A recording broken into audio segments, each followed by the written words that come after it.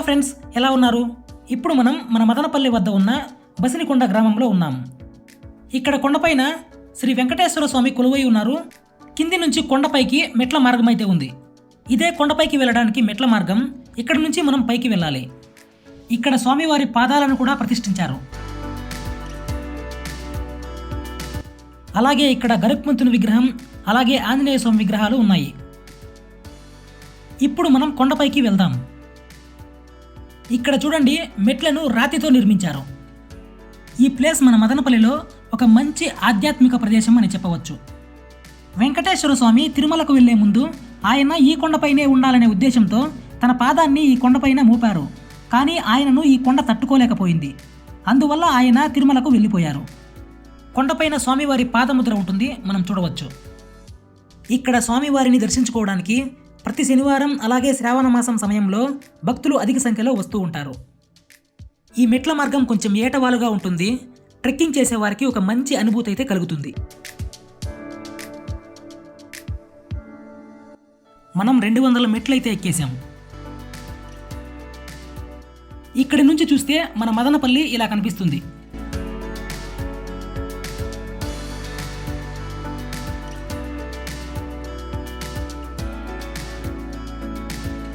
ఇప్పుడు మనం 300 మెట్లు ఎక్కేసాం.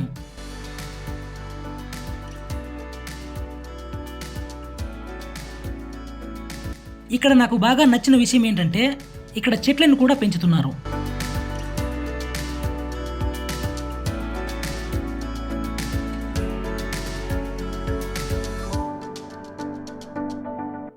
ఇక్కడ చూడండి, నామాలు, శంకు చక్రాలను పెయింటింగ్ చేశారు. ఈ పెయింటింగ్ మన మదనపల్లి నుంచి కూడా కనిపిస్తుంది.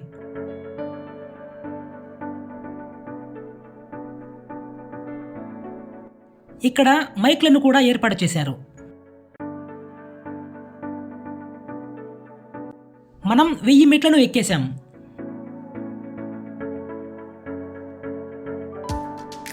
మనం ఆల్మోస్ట్ ఆలయానికి దగ్గరగా వచ్చేసాం.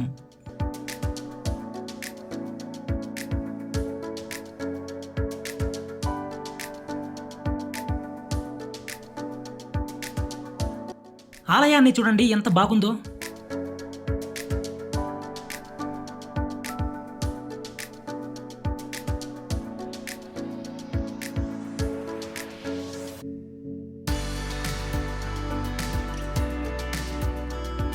ఇక్కడ బండపైన ఆంజనేయ స్వామి విగ్రహాన్ని చెక్కారు.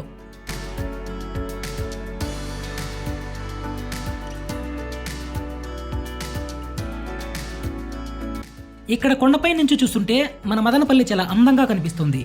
పెద్ద పెద్ద బిల్డింగ్లు అలాగే పంట పొలాలు చాలా చిన్నవిగా కనిపిస్తున్నాయి.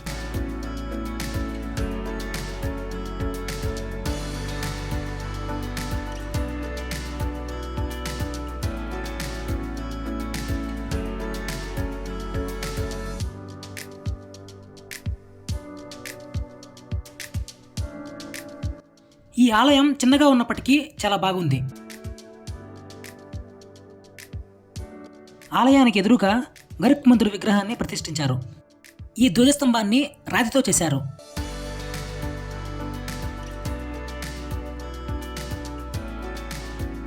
నేను వచ్చేసరికి ఆలయం క్లోజ్లో ఉంది. నేను స్వామివారిని దర్శించుకోలేకపోయాను. స్వామివారి పాదముద్ర కూడా ఆలయం లోపలే ఉంటుంది.